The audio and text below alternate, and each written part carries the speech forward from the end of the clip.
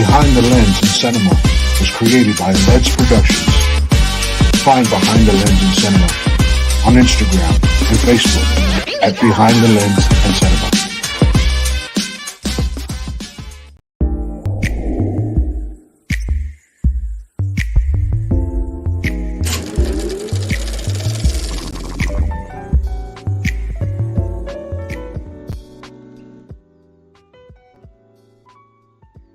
Hi, everybody, and welcome to another episode of Behind the Lens in Cinema. Thank you guys for watching our show today. So today's going to be a really nice, interesting show because we got Mr.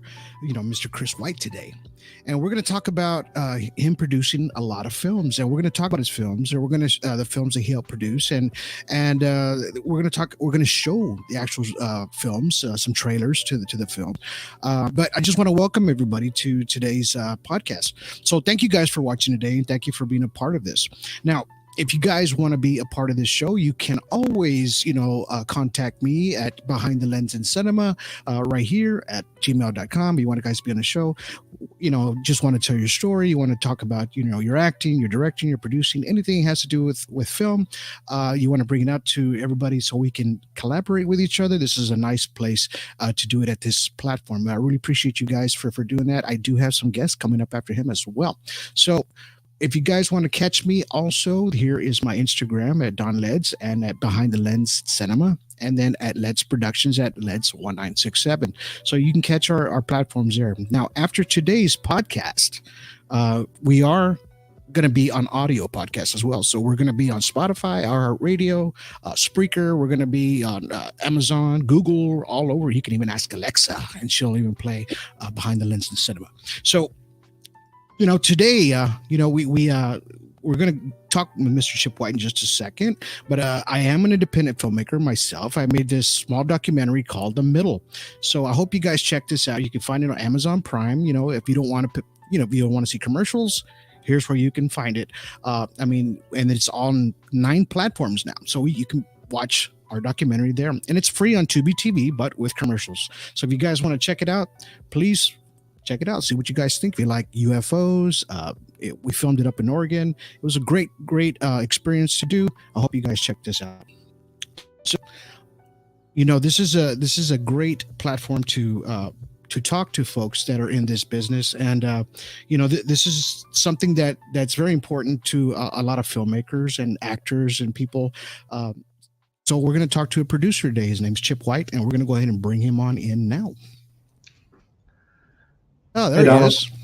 Yeah. Hey, Chip, how you doing? How you doing? Yes. Doing well, man. I can. All right, brother. Well, thank you for being on the show today. You reached.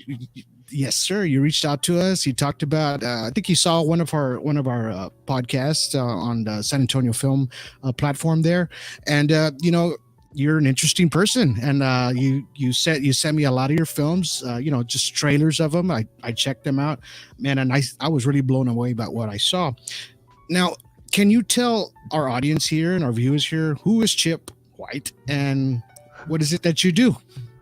I'm Chip White. I'm originally from North Myrtle Beach, South Carolina. Spent 20 years in LA, Boston. In the last 17 years, we were in Charlotte, North Carolina.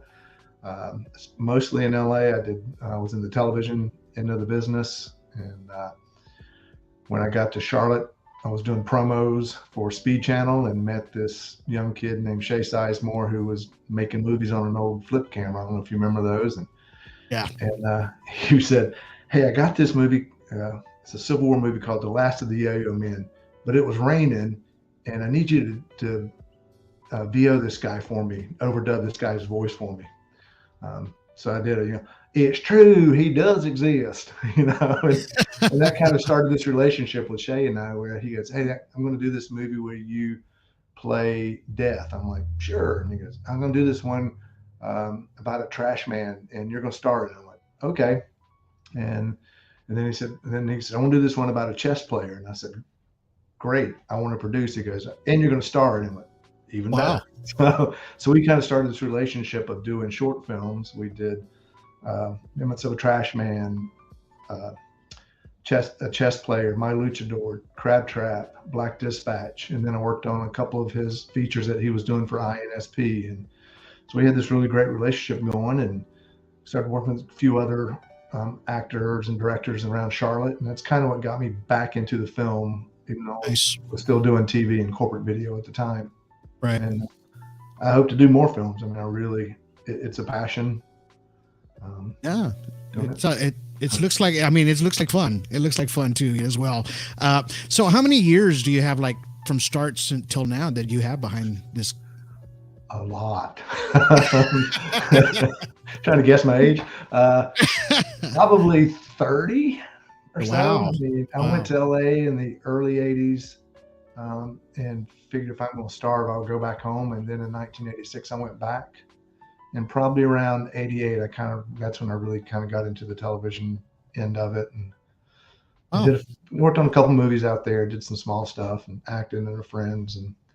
But it was really when I got to Charlotte, probably from 2012 or so, really started doing a lot of shorts and a couple of features and moving away from TV more to film. Oh, so when it comes to the role of a producer, what is, I mean, for folks out there that don't know, you know, there are people that are watching today. There's a lot of people in school and, you know, just trying to catch how this works. So what is the role of a producer, and what's your guys' job? Ooh, that's a good question. I always look at my job as it's my job to find the solution to your problem as a director. I'll do whatever I can to make your job better, to make the film better. And it's literally from finding actors, finding money, finding locations, bringing water bottles, whatever, depending on the size of the production. Obviously, short films, you wear a ton of hats. Right. I'm really running craft services, locations, booking actors. You know, it's a little bit, make sure everybody's getting paid, run it, releases, make sure everything is on budget and on time. That's a big thing, is to make sure that we stay on schedule. Right.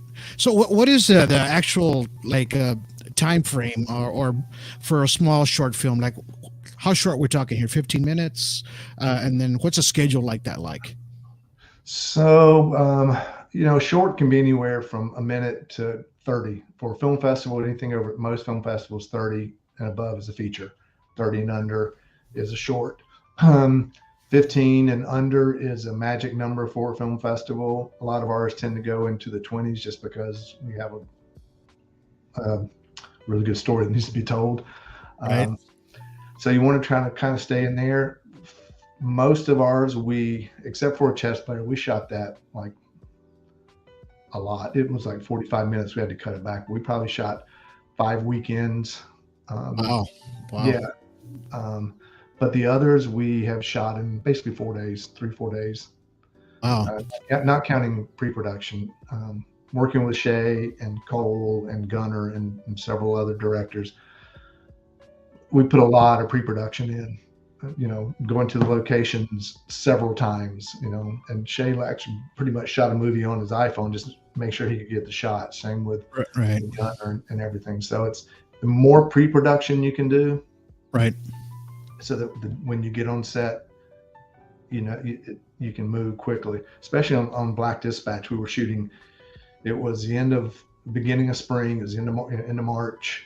We were in the Virginia mountains, so our daylight was definitely limited. We had to ATV in and out to a lot of locations. So we really had to know when Shay probably went to the locations on that piece of property 8 times. Wow. Prior to really know, this is where I want to shoot. This is where the camera's going to be. This is where the actor's going to be, because we knew that we had a limited time, daylight, when we were there. Yeah. I saw a couple of the shots in that you sent me, you know, and I could see like the sun barely coming up on some or setting. The glare was coming through, and I love the way the glare looks on film, you know, especially through the camera. Bernardo was amazing DP on that. Yeah, I mean, he did a great job on that. It's just one of those things that it just takes a lot of work and a lot of planning. Like you said, you know, shooting on an iPhone just to try to see if you can grab all your shots. And that's a great idea, though. You know what people that are just starting out should do stuff like that. And man, that's just awesome. So as now that you're in there, I mean, how do you get work as a producer as far as work? For me, a lot of it is friends that have seen the work. They'll ask, "Hey, will you come work on this?" I get a lot of people going, "Hey, will you do my film and help fund it?" I'm like, "Dude, I'm not a cash cow, and that is not my expertise. You Yeah. come to me with a funded film, Right. and I'll make sure that you get a great film." Right. Our shorts, I have gotten some work from them, but the great thing about them is that other people have gotten a ton of work from them. And Wow. that's, as a producer, I'm like, hey, you know what? My field is a very small niche, but if my actors get work, if my DP gets a work, if you Right. know grip and gaff guys get work from someone watching that, it's worth it for me. As a Right. producer, it's a little harder. You kind of got to go find your projects and say, okay, I want to work on that one now. Let me see if I can find funding. Right. And it's hard. Most of our shorts, and people will say, well, that's a lot of money or not that much money. I don't know, but we're spending 30 grand on a 20-minute short, Yeah. or Yeah. more, I believe it. and it doesn't come, I don't have that kind of money laying around my bank account, so I've got to go find it. Exactly. And we were talking about that a little while ago before we came on live. Yeah. We talked a little bit yesterday, and you talked about how you, as a producer, that when somebody gives you a project, or if you're going to do a project, you want to that you told me yesterday that you want to make sure that it's going to be looking exactly like a film, not like a video. Right. Can you explain Right. that a little bit? Absolutely. As a producer, if you're my director, and we've gone through your script, and we talk about, we agree we're going to do it. We found your crew. I will tell you and everyone in my crew, not my crew, in the crew. As a producer, I will do anything I can and everything I can to make sure we have the money, the location, whatever we need to make your job easy. Right. Only thing I'm going to ask in the end is I'll ask 4 things. Because I'm not a tech guy. I don't care what camera you shoot on. I don't care what sound gear you use. That's why I'm hiring you. But in the end, it has to look, sound, and feel like a film. I don't care if it's 2 minutes or 5 hours. I do not want to walk away with a really nice video. And people go, well, what is the difference? Like, you can tell a difference if someone picking up a camera and turning on the overhead lights in the room and shooting, going, I just made a movie. Like, no, you made a video. Right. So that's kind of as a producer for me, that's, if you can guarantee me those, I'll work with you, and I will do everything in my power to make sure that you get what you need to do the job that you need. Yeah, and that makes sense, because the lighting is very, very key process, especially to cameramen, and of course you have to have a good grip and things like that, just to make sure that your shots look cinematic, because they have to look just like you said. Anybody can, you could put a camera and turn it on and film. Yeah, it's great, but you got to make sure that somebody knows what they're doing, just like you just said here. So let's talk about. Let's go. A great DP, a great DP is phenomenal. Exactly. If we go back in the Crab Trap, I'll just throw this out there. Crab Trap, we lit one light the whole movie. Wow. Yeah. Wow. The grip and gaff are like, dude, this is the easiest job I've ever had. Well, let's now we're talking about Crab Trap. Let's go ahead and watch the trailer for Crab Trap right now. Okay. Here we go. New house, new job. Why you still have the same old guitar? Oh, well, now some things never change. Play something for me. Oh, sis, I don't want to play. Play Home Again. I don't remember it. You remember it.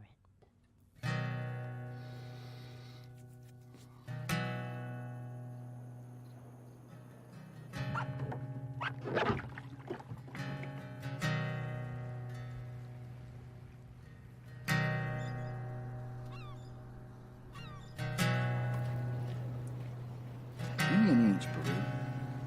Please. I just want to see my daughter.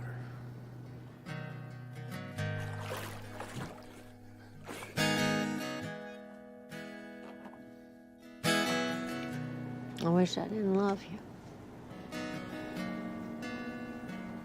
I know.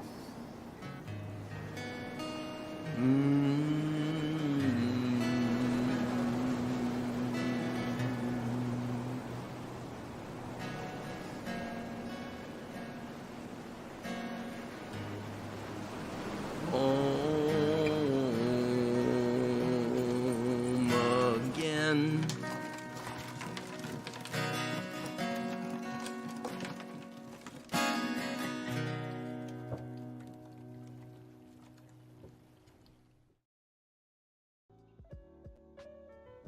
What a great trailer that was. Yeah, Shay's phenomenal. I mean, he does great work. Oh my God. He's the main actor and the main character in this is what's his name? It's Danny Vincent. Danny Vincent. Who plays his sister. Danny's great. Danny is one of these actors who has probably been in 100 and something films. You'll see him and go, oh, that guy, oh, that guy, oh, that guy, you know, but you might not know his name. Right. Yeah, no. I as soon as I saw him coming out there, I was like, I've seen him before somewhere. But when I saw the trailer, and then you sent me another clip of him. His acting was just, I mean, it was his character was just, he was really in that. You know, he did a great job. I haven't seen it yet, but I know it's going to be good. Now let's talk about your awards here. So it seems like you've won a few awards on these shorts. Tell us about it a little bit. Yeah, we've probably, in the combo of 4 or 5 of them, we've won probably 50 awards, from best actors to best short to best picture to best actress, best director. I mean, I'm extremely proud of all the work we've done and the awards we've won. Beaufort Film Festival in Beaufort, South Carolina, tremendous, great film festival. I've had the honor of all my films playing in it, and just love going down to it. And we won there. We've won in LA. We've won in, I don't even know, it's in Florida. I mean, it's crazy. You know? Wow. I mean, you have a whole bunch of pictures of awards, but I was only able to get a few from your side. So just to show people that you've done your homework out there. You know what you're doing. It's like to find the perfect people to film these projects. Like you said, you were talking about lighting, a DP, things like that, the actors, and then just to try to put this together and make it work. Especially with funding. Funding is a very, very tough area to work with. Yeah. Can you kind of tell folks how that works in a sense? On shorts, we come up with a budget, and it's, like I said, it's usually between 25 and 40 grand, depending on it. I've got a script now. I've got a budget of about 60 because I want to pay people who have worked on so many of mine for not very much money. But you come up with your budget, you figure out who you know. Look, we all know people that are wealthy, whether they're friends or parents' friends or whatever. And if you can convince them, if they are happy with, if they just want to be part of what you're doing, they want to see you succeed, and you go to them and I'm very upfront, like, hey, you're probably not going to get your money back. It's a short, but you will get a tax write-off. That's right. And you just start asking, and it's like, do you want an executive producer title? If you want a producer title and put money in, I'm going to make you work. I'm with PGA, and that's something that I don't like to give titles away. I'm going to make you work but it will take your money. Right. You ask your friends, you ask your family. You can do crowdfunding. It's a lot of work. It works for a lot of people. I find it very overwhelming. But I got lucky. My sister usually would throw some seed money at us after she saw the first couple of ones that we did. She goes, "Hey, you know what you're doing. Here's some seed money." Good. Corporations, if you can product place, I've gone to friends that own companies or regional chains and put their product in and asked for money. A friend in Crab Trap, he had a pool company. I said, he gave us a little money. We used his truck. We used his hat with his logo. Our character was working for his company, right? So. Oh, nice. Yeah. There's so many ways that you can exchange for in kind or for money. I like money because it helps pay the crew, helps feed the crew. I have gone to friends and said, look, our investors, like, I'm not going to ask you to put any more money in, or I'm not asking you to put money in, but do me a favor, throw me a cocktail party or a wine party. We'll pay for the wine or the cocktails or whatever. Invite That works. people that 5,000, 10,000, 20,000, 100,000 is no big deal. And Right. be upfront that they're coming over to hear a pitch for a film, and they come over, you give them the pitch, and sometimes you walk away with some money, sometimes you don't. That's okay, but it's another way. It's anything you can do. Okay, how can I throw a dinner, throw a party, but always being very upfront of what you're asking. Right. I'm asking you to invest in a short film. You're not going to get your money back unless by Right. some miracle someone goes, hey, I've got the money, let's fund a feature, and then you pay them back. Right. Yeah. Funding's the hardest thing. There's some people who are great at it. They know people, and they can ask. I have a hard time asking someone, hey, will you give me $20,000, $100,000, or $1 million? Right. Because that just like riches, you know. It's just like we were talking about earlier. It's like we talked about this too, and then I told you, I said, when I did my documentary, I mean, I tried to do crowdfunding, or not crowdfunding, but just almost like that. And I mean, I almost got nowhere with it, so I had to fund my own. Figure out ways of try to these things. And it's just a documentary. I mean, documentaries can be expensive too because of the traveling, the room and board for 10 days, and just trying to get this thing going, and I know it's hard for a lot of folks, but it's important, because we're out there to not just show stories, you show your work, and people in a sense they get entertained. They are entertained by your films, and they leave with emotion, with gratitude, with happiness or sadness, or whatever story you're putting out. Yeah, I mean, I've had friends like, hey, here's $50, here's $100, and here's $500. Like anything adds up on a short. On a feature, it's a little harder because right. Yeah, I guess because there's more enough money where you have to go through the SEC or something like that. But yeah. Wow. Well, let's talk about 2014's chess player. Let's talk about that a little bit. So was this one of your first ones? It was probably the first one I produced with Shay, and we learned a lot. And it was literally like a 6-page script originally, and as we started getting into it, we said, well, let's do a crowdfunding. Let's set a budget for 30,000. We did crowdfund. We raised some. We had other people start giving us money, and we started shooting. And we were shooting on weekends. We were both working. Monday through Friday. We would get off work at 5 o'clock on Friday. We would shoot till 2 a.m., get up at 6 on Saturday, shoot till 2 a.m., get up at 6 on Sunday, shoot till 2 a.m. Wow. We did it probably 4 weekends in a row, because the story kept growing. It was a scene. He goes, hey, I need a prison. Can you find a brick wall with a chain link fence and some razor wire? And I'm like, okay, but just give me a few minutes, and I did a little research around town, and I knew this little prison, and they said, no, you can't shoot there, but we have this other prison up the street that's closed down. So nice. We ended up getting a real prison. Wow. So now I go, well, now we got a real prison. Let's start adding all these other scenes. Kept growing and go, yeah. Well, we've got this place. Oh, now we need to add a couple more scenes because it's such a cool location. So that can also dictate, that your script. And it became a 26-page script. Shay, wow. And it was very linear originally, and Shay goes, man, I hate it. I don't know what to do with it. And this other guy, John Schroeder, said, let me take a look at it, and he cut it back down to 20-something minutes. Wow. We went to the local NBC affiliate with Maureen O'Boyle, which was Charlotte, and she was on Current Affair and other things. She's a newscaster there, and I actually got her to interview me like I was a character, like it was real on news. They were so accommodating. They did a little news break for us and stuff. So nice.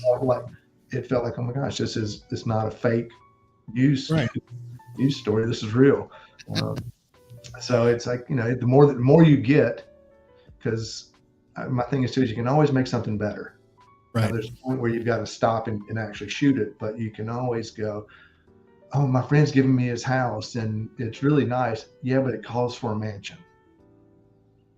Let's go find a mansion. Or it wall, it's a prison scene. I've got a brick wall. Let's go find a prison. How can you make it better, more realistic, really keep me in the story, right? Right. Right. And that's the good thing is, like, independent filmmakers or just filmmakers, we're not using so much CGI, back then or whatever, but, it just kind of brings you more realism into it, as far as, an actual walking scene, that you're in a prison somewhere. So let's go ahead and watch the trailer for this. Okay. Okay. So people can know what we're talking about. Here we go. Here's the trailer.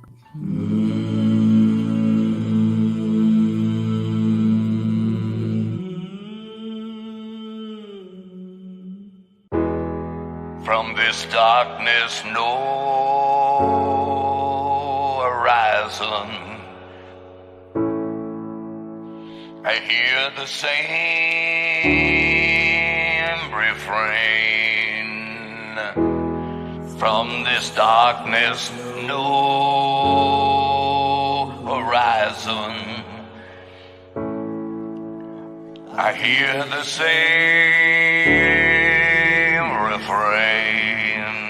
I am not man-made brick and mud. Our heart bleeds more than water and blood. I am.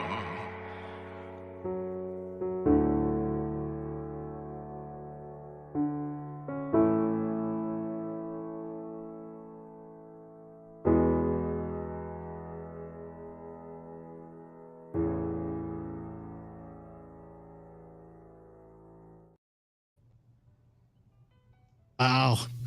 Nice. I've seen that in a while. It brought back some memories. Wow.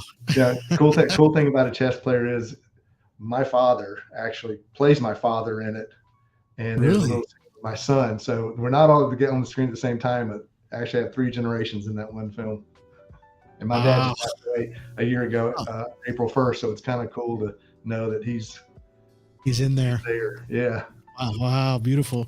I mean, that's what's also, when I had CJ on, his son's actually in his movie as well. But he's got a young son. But that's great when you put your family members in there, and I believe I've seen this film. I believe I have seen it before. How long is that film?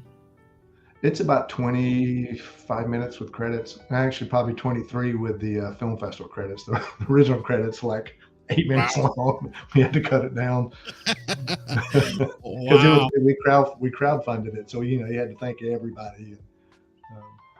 Wow. So and then you've also, of course, the Crab Trap, and then you had Black Dispatch, and then I saw My Luchador yesterday. Me and my wife saw it actually.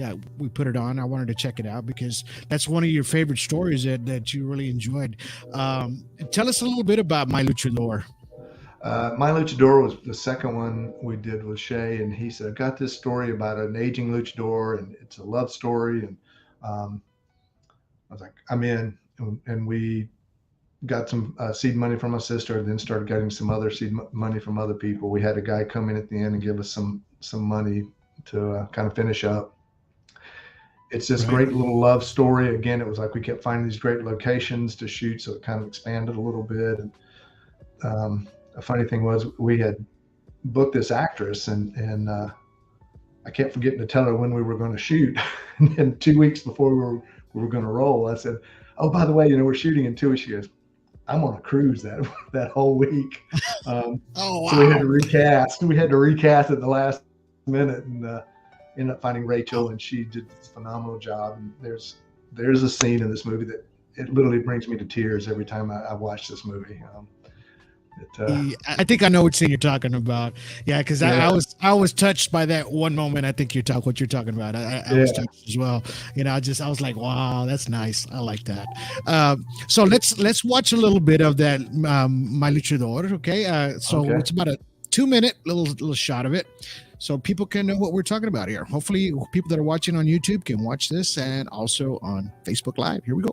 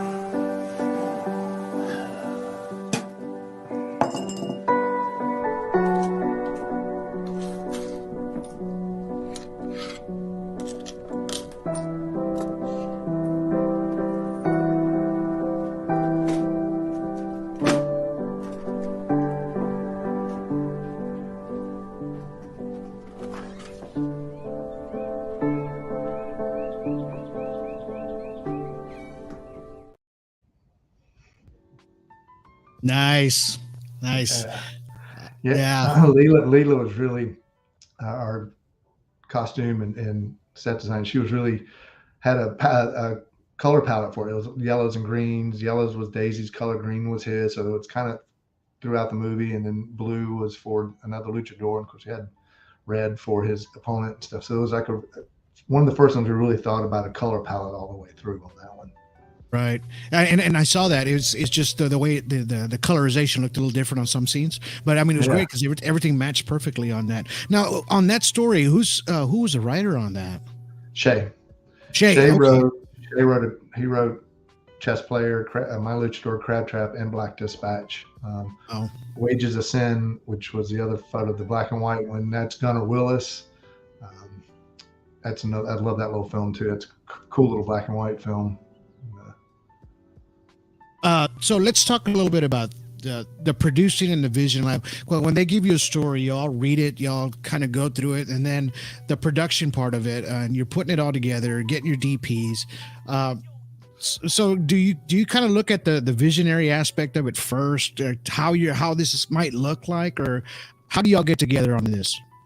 A lot of times I'll sit with the director and the DP. The director and I first, because I've usually worked, we'll really kind of go through, this is what we're looking for. This is kind of the feel of the movie. We've probably done a storyboard before, or a vision, an idea, like clips of other movies or something. This is the look we want. This is the feel we want. This is the color, if it's going to be dark, if it's going to be light, if it's going to be very bright, if it's going to be colorful. And then we just kind of go through it, and we go through the script, and we start thinking about, okay, how many locations are we going to need? What are they going to look like? How are we going to find them? Are they going to be, where are they going to be?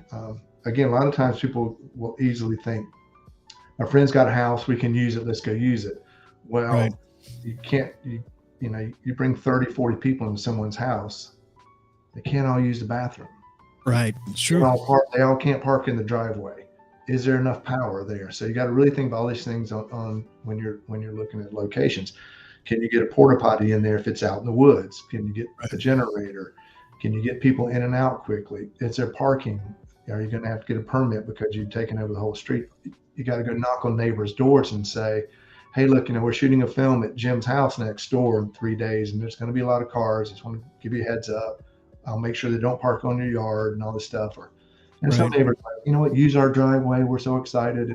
It all depends, but you really need to think everything through before you say, oh, that's a great location. It may look phenomenal to you as a director or a producer, but is it logistically going to work? Because you'd be surprised, like so many scenes in the woods are just somebody's backyard or right outside someone's backyard. Right. Because you got to be able to get to it. Yeah, and we were talking about that earlier as far as the Black Dispatch. We were talking about that, how you had to go back there on a ATV and get back there. So let's talk about Black Dispatch real quick. Mm-hmm. So where was this? What's this film about, and where was it shot? It was shot in Virginia. Okay. We in two places. In Blacksburg, we actually shot at a Revolutionary War plantation house that's on university at Virginia Tech.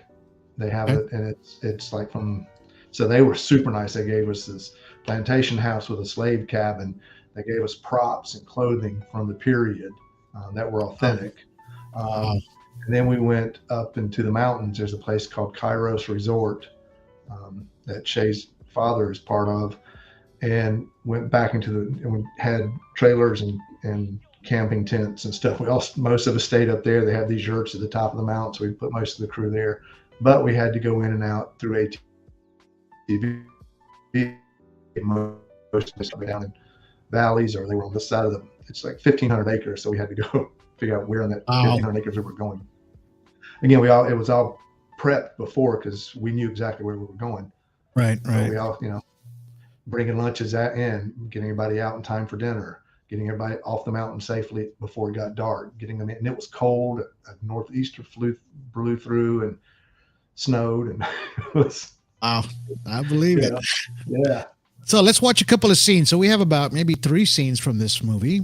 So we'll watch them. We'll watch this one first, and then we'll just keep on going through the scenes. Okay. Okay.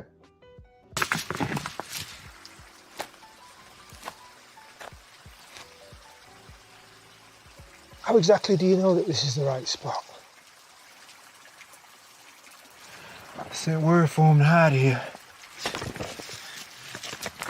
All right, well, let's talk about here. How do you know here? Hear that rings here.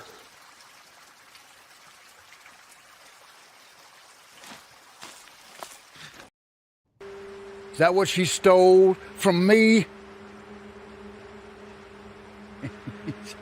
Did you really think those bluebellies were going to hold to their word? They know you. They know you're desperate. They know you're weak.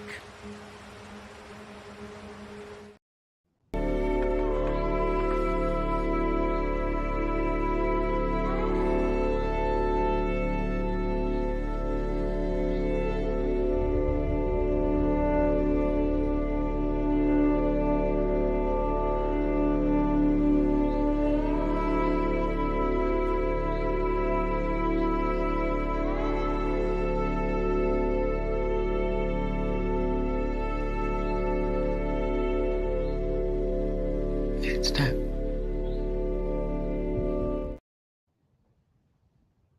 That's some powerful acting right there, brother. Yeah. I'm telling you. So I'm Danielle telling you. Detweiler, she's blowing up right now. I mean, I can't remember there's a couple of shows she's on, and she's just crushing it. Cranston was on the first or second season of Atlanta, and of course Danny Benson was in it again. And Wow. yeah, So this helped their careers kind of get up there too, huh? I want to say I hope so. I mean, I don't think we can afford to get them now. Well, yeah, once you start getting up there, you're getting up there. So what's the actual story about on that? It's from a feature script, but the term Black Dispatch was actually used in the Civil War, where slaves would be privy to information because they could hang around officers and everything, and no one thought about it. And they would use that information to trade for their freedom. And if someone said, "Hey, we've got this information, something," they would ask, "Well, where'd it come from?" And they would say, "We got it through Black Dispatch." And that usually meant that it had merit and weight because it came from a slave that had privy to him the information. Oh, wow. And so how long is that film? It's Like about 20 minutes, 22 minutes, something like that. I was hoping at one point we could get a Steph Curry or LeBron or some Cam Newton or someone to say, "Hey, look, you know what? Kobe got a Oscar for a short. You can get one for a feature." You just That's right. maybe Tim Duncan. Now that I'm here in San Antonio, he would say, "Hey, you know what? Let's revisit that." Nice. So, I mean, these are, of course, the actors and of these films. Now, County Line, is that one that you produce as well? I was associate producer on it. Shay wrote and directed it for INSP. Okay. He did that one called Heritage Falls, and he brought me in because he was comfortable knowing if he needed something, he could ask, and I'd go find it. Shay has this habit of like, "I want to shoot there. Oh, I can't get it. What's plan B? I don't have a plan B. You're going to get it," and he'll walk away. And it's like, okay, well, let me go see what I can do, And Right. again, it goes back. He knows that I'm going to do whatever I can to make it happen. Gunnar Willis, when we were doing Wages of Sin, he wanted this little church in South Carolina that had this field, and we went down and talked to him. I talked to the preacher, and they're like, "You got it." And they go, "Oh, we want to dig a grave." No problem. They had a guy come with a backhoe. It's like, I'm going to do everything I can to make it happen for you. And then you get to work with these wonderful actors too. It's great. Yeah, you got Tom Wopat there, right? And then like Patricia Richardson and Jeff Farry. So and these people have been in really big films, especially the Dukes of Hazzard here on the left. Yeah. That's just one of those persons I'd like to meet someday. Yeah, he was a lot of fun. And then on Heritage Falls was David Keith, who I've gotten to be pretty good friends with, and we always tease each other during the football season when Tennessee's playing South Carolina. Nice, nice. So, so when you're working with actors, I mean, can it be difficult sometimes? I mean, or are you the one that gets to get up close to and just kind of help out as well? Yeah, on shorts especially because I'm the producer on it. So shorts, I'm definitely in there with them all the time, and I'm making sure like, hey, you got what you need. Right. County Line, Christmas on the Range with Lindsay Wagner and A. Martinez, and I was kind of my job was to kind of make sure that they were comfortable, they had what they needed and everything, and it's you do what you can to keep them happy and make sure, again, what can I do to make your Right. job easier. Right. I haven't ever had really outrageous demands from anyone. Okay. Not sure if I had a real diva or how I could deal with that, or I just get over yourself. It's just a movie. So, so once you get to the final edits and then you get your where it's all finalized and you guys get to watch it, right? How is it? How do you just your process getting it to the premiere, to get it to premiere out there on these film festivals or whatever platform you do? So usually we'll most of them I've gone to a theater, and most of them were in Charlotte and rented and did these free screenings, red carpet events, and we'd have 400 people show up for a short, and then we would start selecting film festivals. And of course, once you have a good film in, they'll at least look at your next one. And Right. I think most festivals that I've had one or two in, anything I throw at them, as long as it's good, has gotten in. There's a few that haven't, but you kind of pick and choose. Is it a festival that the genre is going to fit? Is it a festival I can get to?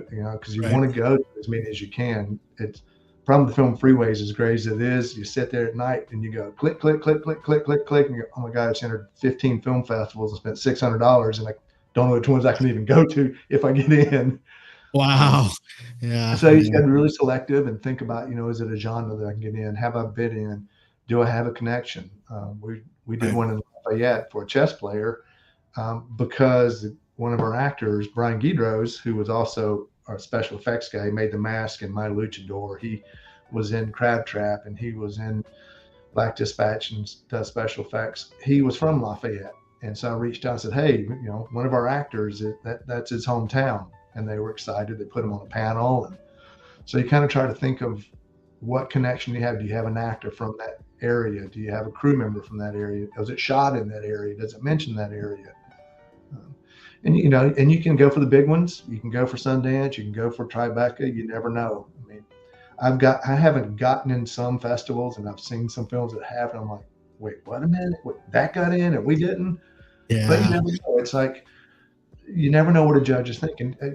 A film might be about a Civil War, and they've watched 5 Civil War films that day, and they're just like, they're done. You're really good. They just might be burnt out. So I don't take it personally anymore if we don't get in something. Right. First year, maybe I was quite bruised. Well, I've heard that. I mean, that a lot of times when you submit these films, they have like stacks and stacks and stacks of these films everywhere, and they're just, I mean, hundreds of them, and they're looking through them, just to see what's going to make it. And then you're like a needle in the haystack in a sense, or a gem, if they find it, So I was a director of Joe Dance Film Festival in Charlotte, which was a small charity festival over a weekend. It was only shorts. And, we got 80 submissions. It's not a lot, but we only would show 24 over the weekend.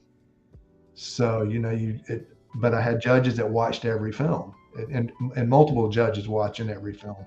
So that if just because this guy didn't like it, this person might. Well, let's weigh the numbers that they put out. And I think 17,000 submissions, I mean, it's a lot of films to watch. Wow. Well, it's hard to please everybody. It's like I've talked to a couple of other directors and stuff, and I've told them, I said, look, man, you could watch the Titanic and love it. The guy next to you can watch the Titanic and hate it. It's just one of those things. It's a hit and miss sometimes. it's just a hard thing the to same thing do. with something produced. It took 20 years for Forrest Gump to get made. My friend wrote Cinderella Man. He sold it 3 times before it ever got made. Penny Marshall bought it twice, couldn't get it made. Ron Howard finally got it made. You just never know who's sitting in the seat, right?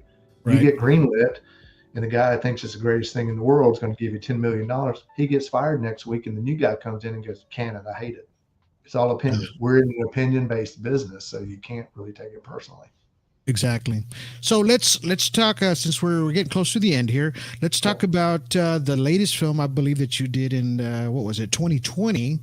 It's called Electric Jesus. Tell us about this. Electric Jesus is a feature that was written and directed by Chris White, no relation. Chris and Emily I met after a couple of films had been in a film festival in Greenville, South Carolina, and I think it was actually after My Luchador. And he goes, "Hey, I've got this script. It deals with a Christian youth heavy metal hair band in the summer of '86. Goes on the road."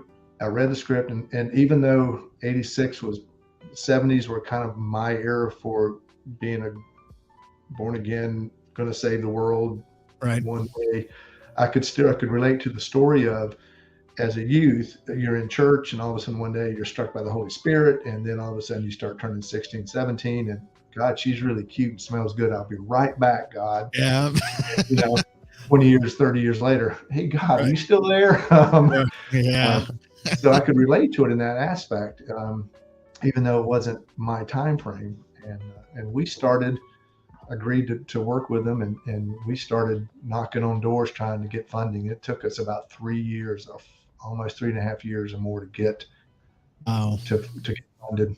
We would get close and something would happen, but we got it, and we shot down in Columbus, Georgia in 2019, which was awesome. They were phenomenal to work with down there. And you said that you had issues because, of course, that's when COVID started, and right. So we got it completed, and we were ready for release distribution wise in 2020, and then COVID hit. All the theaters shut down. All the distributors were like panicking. The streaming platforms were like, we don't know what to do. So it took us our distributor a while to figure out how to get us out and where to get us out. And, I think we got out in November of 2021. We've been out almost a year and a half or so. Now we're on Apple TV and Prime TV and Tubi and tons of other platforms. It's out there. You just type Electric Jesus and it'll come up.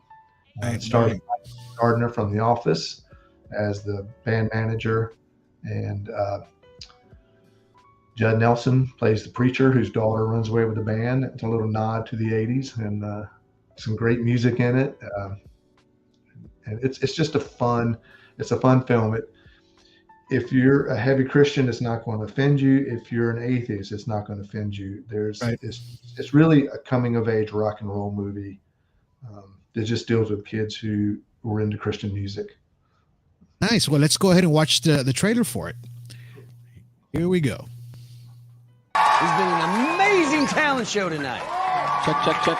We got one more act for you before we pack up and head home tomorrow. So who's ready to rock? The 80s. That's when Christian rock really started to roll. So I got on with a group of guys from my church who'd started a metal band called 316.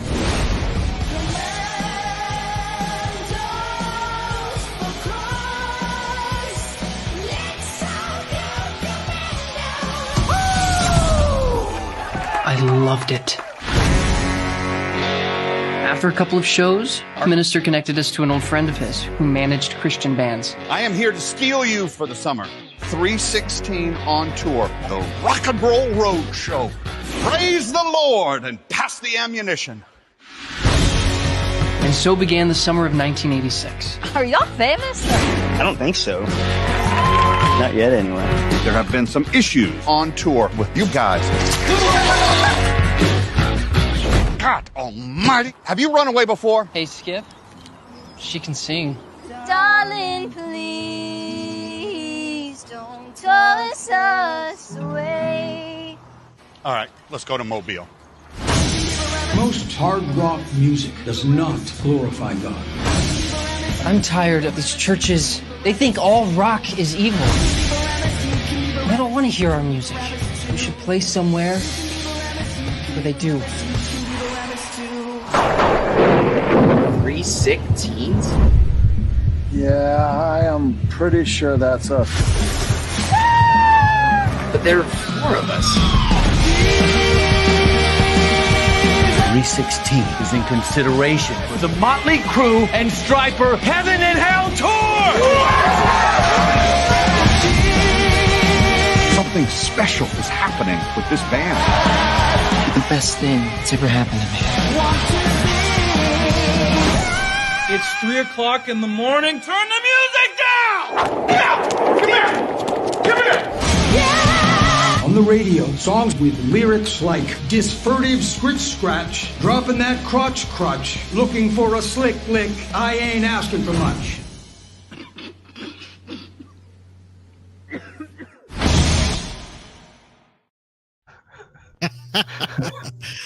There's a Beautiful. little comedy in there too. Yeah, looks great. I'm sure gonna watch that one for sure. Yeah, I'm a musician myself, so I mean, I know what it is. I know what it's like. Since I was a teenager, I've been playing, but I can relate. I can relate 100%. So where could, of course, you already said where we can find this film, right? On you said Tubi TV, Amazon, and everywhere else. Yep, Prime, Apple TV. And when was it released? It was, I think, released in November of 2021 or January 2022. It's been out a little over a year. Oh, wow. Well, I can't wait to see it. And I'm going to watch these other ones because you sent me links to it. So I'm going to go check these out. I love to sit there and just kind of popcorn binge every once in a while. So I love popcorn. But thank you again, Chip, for being on today's show. I really appreciate you. Where can people find you? They can find on, is that Insta, The Chip White. I'm on Facebook, Chip White. You can find me at chipwhite.film@gmail.com. LinkedIn. I'm on LinkedIn. Okay. Got some great projects. If some people are interested, I'm happy to connect with them. Got a Gunnar Willis who plays the bass player in Electric Jesus. Wrote and is going to direct. He wrote and directed Wages of Sin. He's got one called Starmax Laundromat that we want to do. It's a little sci-fi horror feature. Wow. Some TV shows we're pitching, a couple of other films that would love to talk to people about investing in. I think that the ones that I have lined up are good films. I don't think there's a bad one in the lot. So you're just rocking and make some rolling. money. Hey, yeah. I hope so. Yeah, you're rocking and rolling, man. I mean, you're doing a great job. I mean, these are some great, awesome films, and I'm glad you're doing what you do, because if not, I mean, I don't know how these films would have come out, but I'm sure what you do is it adds a lot to the production value and everything that's a part of that. And I'm glad they have you there to do that. But again, thank you, Chip, for being on today's show. Pleasure. And welcome to Texas. Welcome to Texas. Thank you.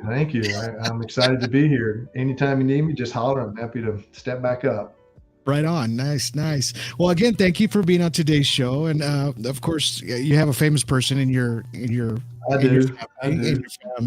I didn't tell anybody. I didn't spill the beans or anything like that. I didn't know if you wanted to, but that's okay. She's a sweetheart. Matter of fact, if you look in Electric Jesus, you'll see a big poster over in this one scene. Nice. And just so people aren't bombarding me. Well, who is it? It's Vanna White. Wheel of Fortune. There you go. Beautiful. Well, yeah, I'm sure she's proud of you, man. What you do, because my sister does the same. She's like, she's just like right behind me. She's like my biggest fan as well. She just loves what I do, and she's always supported me 100%. And it's great to have a family member that does that, even if they're famous. That kind of adds a little bit to it. Yeah.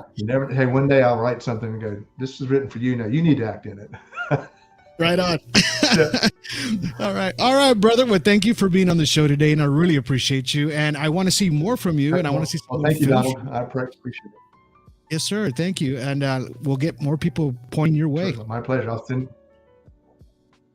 We'll talk to you soon. Awesome. Thank you for your time. All right, brother. Bye-bye. All right, now. I cut him off a little too fast. But thank you guys. I hope you guys enjoyed the show and got a lot of information from Mr. Chip White. Incredible person. He's a great human being. And plus, this is what he does. He's a producer. And I hope he showed you guys the ins and outs of production and what production value is, especially in films. You got to see the trailers, everything involved with it. If you're watching on our YouTube channel, please subscribe. Please subscribe. We need some subscribers to that so we can keep this going. If you know anybody would love to be on our show, Behind the Lens in Cinema, just point them our way at Behind the Lens in Cinema. They're on Facebook, Instagram, and on YouTube. So please go to our YouTube page, and this will also be on audio. So we'll have it probably on 10 platforms. Okay, remember iHeartRadio, Spotify, Spreaker, Google. It's going to be Amazon. It's going to be everywhere. So after today, tomorrow night, you'll have everything with all the links to the movies and everything involved as far as watching back the video here on YouTube. But again, you guys, if you guys have a chance, go back. Go get yourself a movie ticket, get yourself a box of popcorn. Sit back and just enjoy the content. So then, see you guys later on Behind the Lens and Cinema.